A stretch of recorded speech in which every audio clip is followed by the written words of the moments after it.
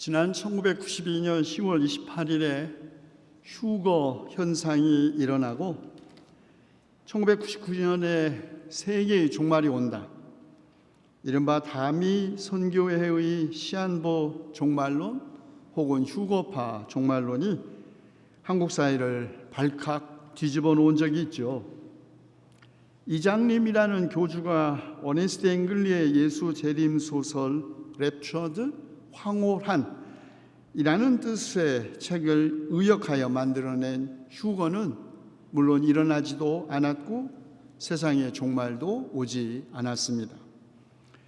그러나 저희 먼 친척 가운데 이 휴거 종말론에 빠져 모든 재산을 다 바치고 가정마저 망가진 사람이 있었습니다.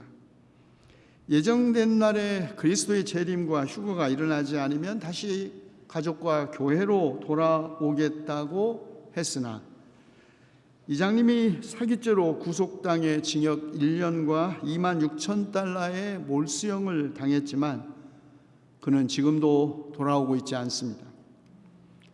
어찌 휴거파 종말론자들 뿐이겠습니까? 왜 그렇도록 그리고 유난히도 우리나라에는 기독교와 관련된 이단 혹은 사이비 종파들이 난립하여 교회는 물론 온 세상을 다 어지럽게 한 사건들이 많이 있었습니다. 대전신학대학의 허호익 교수는 우리나라의 소위 자칭 재림예수다라고 주장하는 교주들이 50명이 넘고 내가 자칭 하나님이다라고까지 주장하는 사람도 20명이 넘는다고 합니다. 여러분이 잘 아는 통일교회 문선명부터 전도관의 박태선, 초막절의 구인회, 영생교회 조희성, 하나님교회 안상홍, JMS, 천국복음전도회, 광주 삼천년 성교회, 에덴문화원, 신천지의 이만희 등에 이르기까지 자신을 신격화하여 추종자들을 모으고 그들의 헌신을 이용하여 재산을 갈취한 범죄들이 만천하에 다 드러나고 있음에도 불구하고 여전히 추종자들이 있는 현실을 도대체 어떻게 이해해야 할까요? 대부분의 이런 신흥종교 교주들의 공통점이 있다면 이들이 신의 계시를 받았다고 주장하는 것입니다. 교주들만이 아닙니다. 심지어는 신도들 가운데서도 신의 계시를 받았다고 주장하면서 범죄를 정당화하는 일도 비일비재했죠. 지난 10월 14일 경기도 남양주시 한 불교 사찰에 불을 지른 40대 여성 경찰에서 하나님이 그 절을 불질러 버리라고 계시를 주셨다고 주장했습니다. 2016년 경북 김천에서도 60대 남성이 가톨릭 성당과 사찰에 들어가 성모상과 불상을 훼손한 사건이 있었는데 그 역시 하나님의 계시를 받고 그랬다는 것입니다. 아주 먼 옛날에 제주도 원명 선원이라는 곳에 한 기독교인이 들어가서 부처님의 목을 다 도끼로 때려친 사건이 있었습니다. 그때 그 사건을 NCC가 조계종을 찾아서 사과하러 갔습니다. 불교 조계종에서는 한국 기독교 화형식을 준비하고 있었습니다.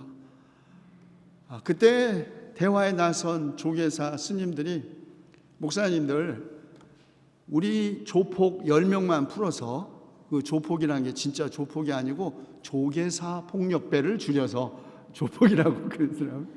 10명만 풀어서 영락교회, 사랑의 교회 등등 이 대형교회 10개 불지르는 것은 하룻밤 사이에 가능한 일입니다. 그렇게 할까요? 그랬어요. 그래서는 안 되겠죠. 그래서 한국교회 화형식을 이건 잘못된 선교사들이 가르쳐서 그런 거니 선교사 화형식으로 바꾼 적이 있었습니다.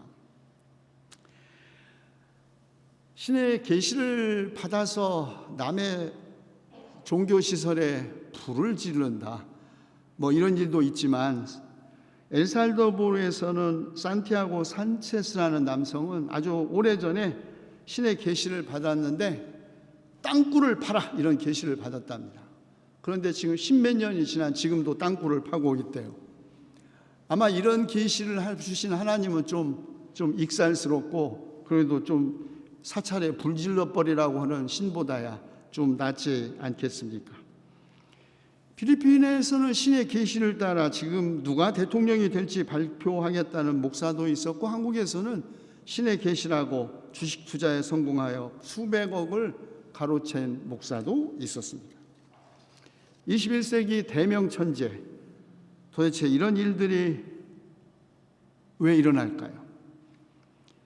사람들은 사회적 아노미 현상, 즉 행위를 규제하는 공통의 가치나 도덕 기준을 잃은 혼돈 상태 혹은 사회적 혼란과 불확실성에서 또는 제도권 종교들이 제 역할을 다하지 못하는 데서 그 원인을 찾고 있습니다.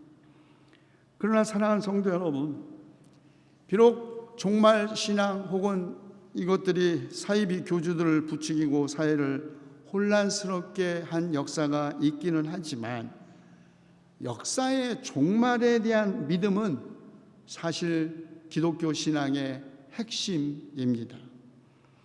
비록 그 형태와 시기에 대한 주장들은 사람마다 그리고 시대에 따라 서로 다르게 나타났고 대부분의 종말론자들이 사기꾼이거나 사이비 종교인이었음이 드러났지만 종말론, 곧 역사와 우주의 종말에 대한 가르침은 기독교 신앙의 가장 중요한 한 기둥입니다. 예수님도 임박한 하나님 나라에 대한 소망 속에서 살고 행동하셨습니다.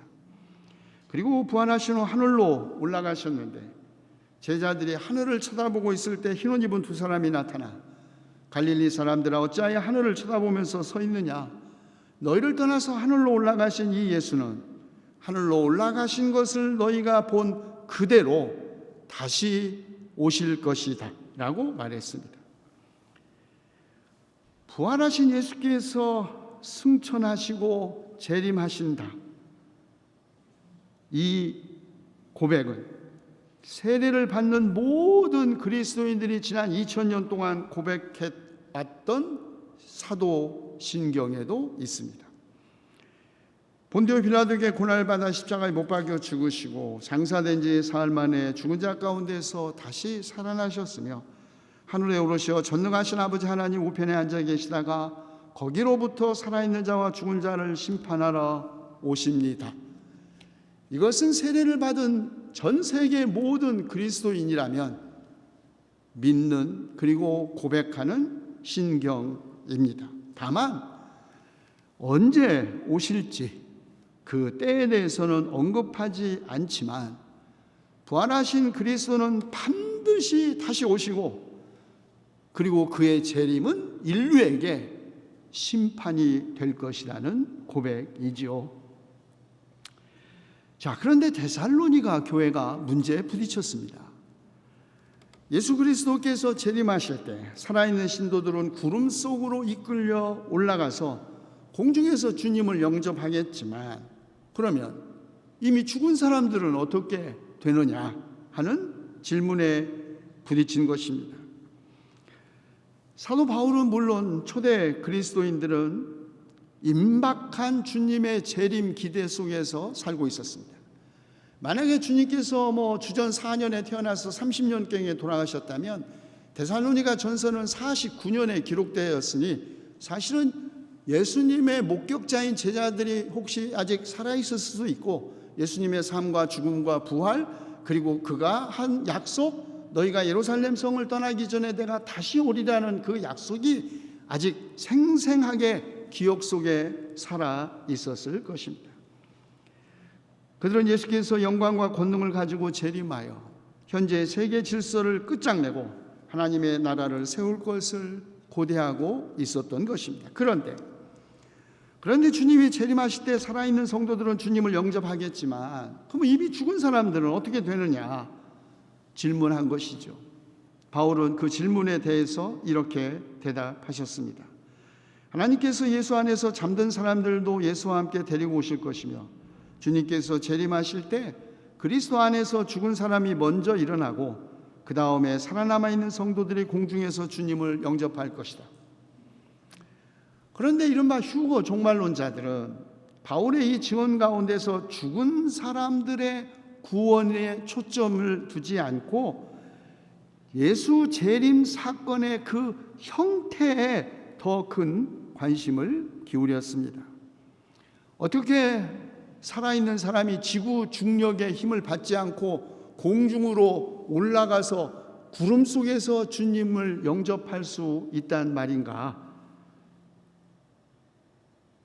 그런데 바울과 데살로니가 공동체에게 중요한 것은 살아있는 성도들이 구름 속으로 어떻게 이끌려 올라가서 주님을 영접할까? 어떻게 이런 일들이 과학적으로 가능하겠느냐라는 질문이 아니었습니다. 바울과 초대 그리스도인들에게 죽은 자들의 부활과 휴거는 의심의 대상이 아니었습니다. 그들은 이미 구약 성경을 통해서 알고 있었습니다. 여러분, 구약 성경에서 죽지 않고 하늘로 들려 올라간 인물이 있죠? 누굽니까? 엘리야, 에녹입니다. 이스라엘 사람이라면 누구나 죽지 않고 하늘로 들려 올라간 사람에 대한 이야기를 들어 알고 있었습니다. 그리고 예수님 시대에도 바리새파 사람들은 부활을 믿었고, 바리새파 사람이었던 사도 바울은 부활하신 그리스도의 음성을 듣고 회심하였을 뿐만 아니라 심지어는 환상과 계시 속에서 3층천, 그 당시의 사람들의 세계관에 의하면 하늘은 3계층으로 이루어져 있는데 가장 높은 3층천까지 이끌려 올라갔다 왔다고 바울이 고백했습니다. 그러므로 죽은 자들의 부활과 그리스도의 재림과 함께 일어날 휴거는 과학시대를 살고 있는 우리에게는 질문과 문제가 될 수 있을지 몰라도 당시의 사람들에게는 전혀 문제될 일이 아니었습니다. 바울과 데살로니가 성도들에게 중요한 것은 어떻게 살아있는 인간이 하늘로 들려 올라가며 어떻게 죽은 자가 다시 살아나느냐에 대한 과학적 질문이 아니라 주님께서 함께 계신다는 것입니다. 깨어있든지 자고 있든지, 다시 말해 살아있든지 죽었든지 그리스도와 함께 사는 것, 바로 그것이 박해받고 있는 그리스도인들에게 위로가 되는 말씀이었습니다. 살아있는 채로 공중에 들려 올라간다는 것이 위로가 아니라 그리스도께서 그들과 함께 계신 것이 박해 속에 있는 그들에게 위로가 되는 말씀이었습니다.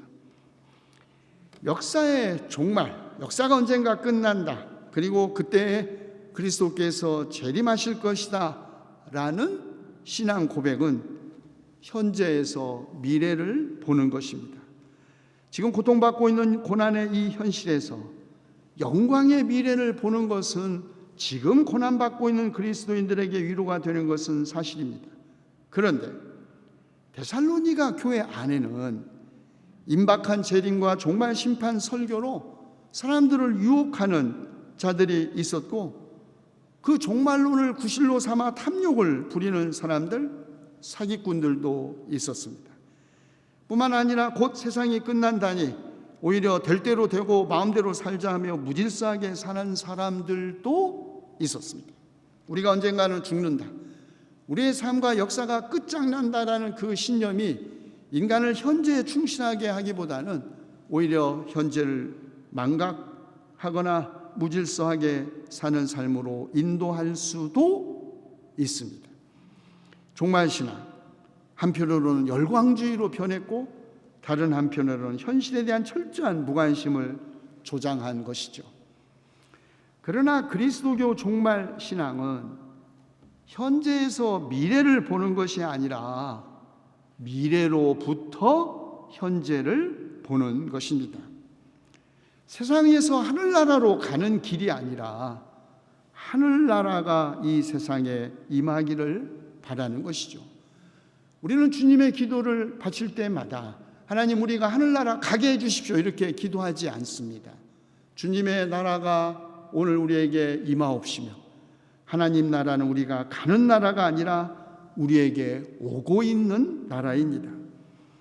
그러므로 그리스도교 종말신앙은 현재를 외면하고 현실을 초월해 사는 것이 아니라 현재에 책임적으로 충실하고 현실을 하나님께서 기뻐하시는 세상으로 만들게 합니다. 그래서 바울은 데살로니가 성도들에게 세상의 종말이 가까이 오지만 자기 일에 전념하고 자기 손으로 일을 하며 바깥 사람을 대하여 품위 있게 살아야 하고 아무에게도 신세를 지는 일이 없어야 한다고 권면한 것입니다. 다만 우리는 그 하나님 나라가 그 역사의 종말이 언제 올지, 부활하신 주님께서 언제 재림하실지 모를 뿐입니다. 그 때와 그 시각. 그런데 우리는 또 분명히 알고 있습니다. 주님의 날이 밤에 도둑처럼 온다는 것. 이것은 데살로니가 교회만이 아니라 예수님의 제자들과 초대교회 모두가 분명히 알고 있었습니다. 그 날과 그 시각은 모르지만 주님의 날이 밤에 도둑처럼 온다. 이것은 모두가 알고 있었던 것입니다. 마태복음서에서 나오는 이른바 열처녀의 비유도 하늘나라 임재 혹은 종말의 때에 관한 교훈입니다. 이 비유는 비교적 매우 단순하죠. 그런데 많이 오해를 받는 비유이기도 합니다. 비유는 열처녀 가운데 5처녀는 슬기롭고 5처녀는 미련한 5은 기름을 충분히 준비하지 않았고 슬기로운 5은 기름을 충분히 준비했기 때문에 비록 신랑이 늦게 왔음에도 불구하고 그와 함께 잔치에 초대를 받았지만 나머지 5은 하나님 나라 잔치에 들어가지 못했다라는 것이죠. 그러나 여러분, 유대 혼인 풍속을 아는 사람은 곧바로 이 하나님 나라가 들어가느냐 안 들어가느냐가 한 인간의 슬기와 어리석음에 달려있지 않다는 것을 압니다. 그렇게 확대된 비유 해석은 잘못된 것입니다. 슬기와 미련함 같은 인간의 지적 능력은 하나님 나라 잔치에 들어갈 수 있는 조건이 전혀 아닙니다. 혼인은 주로 밤에 진행되었고 그때마다 횃불을 켜들고 춤을 추는 건 관례였는데 몽둥이에 천을 감아 올리브 기름을 칠한 횃불은 15분 정도 유지되었습니다. 불이 꺼지면 다시 기름을 묻혀 불을 붙이는 건데 충분히 준비되지 않은 것이죠. 그래서 가게는 열려 있고 가서 사다가 기름을 사오라고 다른 5 여인들이 말했고, 그런데 갑자기 신랑이 와서 5은 초대받아 들어갔는데 5은 못 들어갔다 하며 그날과 그 시간 아무도 모르니 항상 깨어 있어라 라는 경고와 함께 이 비유는 끝납니다. 하늘나라는 언제 어떻게 오는가? 이 질문, 박해받는 초대교회가 직면한 문제의 하나였습니다. 그런데 이 열처녀의 비유는 사이비 종말론을 경계하면서 그날과 그 시각은 아무도 모르니 깨어 있어야 한다고 권면한 것입니다. 깨어 있어라. 잠들어 있다는 것의 반대 개념이 아닙니다. 그러면 우리 잠을 안 자면 어떻게 하겠어요? 모두가 슬기로운 그리고 어리석은 여인 모두 다 잠들었다고 비유는 말합니다. 그러므로 소위 잠들다, 게으름, 나태함도 하나님 나라에 못 들어가는 조건이 아니라는 뜻이죠. 깨어있다는 말은 잠들어 있다는 것의 반대가 아닙니다. 오히려 깨어있음은 준비되었음을 의미하죠. 그리고 깨어있다는 것은 시간을 초월해서 산다는 걸 의미하지도 않습니다. 현실과 관계없는 미래에만 집착하는 것은 깨어있는 사람의 태도가 아니라 사실은 꿈꾸는 사람의 태도이죠. 그래서 에른스트 블로흐라는 동독 출신의 막스주의 철학자는 이런 의미에서 밤에 꾸는 꿈과 낮에 꾸는 꿈을 구별했습니다. 밤에 꾸는 꿈, 프로이드도 말한 것처럼 억압된 의식의 재현이라면 낮에 꾸는 꿈, 눈 뜨고 꾸는 꿈, 깨어서 꾸는 꿈, 그 꿈은 깨어있는 사람의 꿈, 현재 안에서 현재로부터 미래를 지향하며 사는 삶, 그것이 깨어있는 사람의 삶이라는 말입니다. 시간과 계절의 변화는 옛날에도 있었고 지금도 있고 앞으로도 있을 것입니다. 사실 변하는 것은 사람 자신이지 시간이 변하는 것은 아닙니다. 해가 변한다고 해서 시간 자체가 또 새로워지는 것도 아닙니다. 깨어있지 않은 사람에게 시간은 관습의 기계적 반복 이상의 의미를 갖지 않습니다. 오늘은 어제, 내일은 오늘의 연속일 뿐입니다. 깨어있지 않은 사람에게 변화란 기껏 우연이거나 운명 혹은 재수일 뿐이죠. 일이 잘 되면 우연히 재수가 좋은 것이고 일이 잘 안 되면 어쩔 수 없는 운명 탓이거니 생각합니다. 그러나 깨어있는 사람에게 시간은 언제나 가능성입니다. 시간, 때와 때 사이에서 결정적인 때가 올 것을 예상한 책임적 계획과 결단을 포함한 것이 깨어있는 사람의 시간입니다. 깨어있지 않은 사람은 때를 묻지 않습니다. 그는 시간 곧 때와 때 사이의 기계적인 반복에 자신을 수동적으로 맡길 뿐이죠. 그러나 인간의 삶의 미래는 전적으로 열려 있고 나에게 그 결정적인 카이로스가 언제 올지는 알지 못합니다. 미래에 어떤 일이 일어날지, 어떤 사건이 닥쳐올지, 우리에게 어떤 변화가 있을 건지 우리는 다만 예측할 수 있을 뿐입니다. 그래서 모든 미래는 우리를 불안하게 합니다. 그러나 미래는 사실 전적으로 하나님의 것입니다. 미래가 내 것이 아니고 나의 계획에 의해서 규정되는 것이 아니라 오직 하나님께만 속해 있다는 믿음 때문에 우리는 우리를 잡아매고 있는 과거와 현재로부터 구원받을 수 있는 것입니다. 우리의 미래는 우리의 미래가 아니라 하나님의 미래입니다.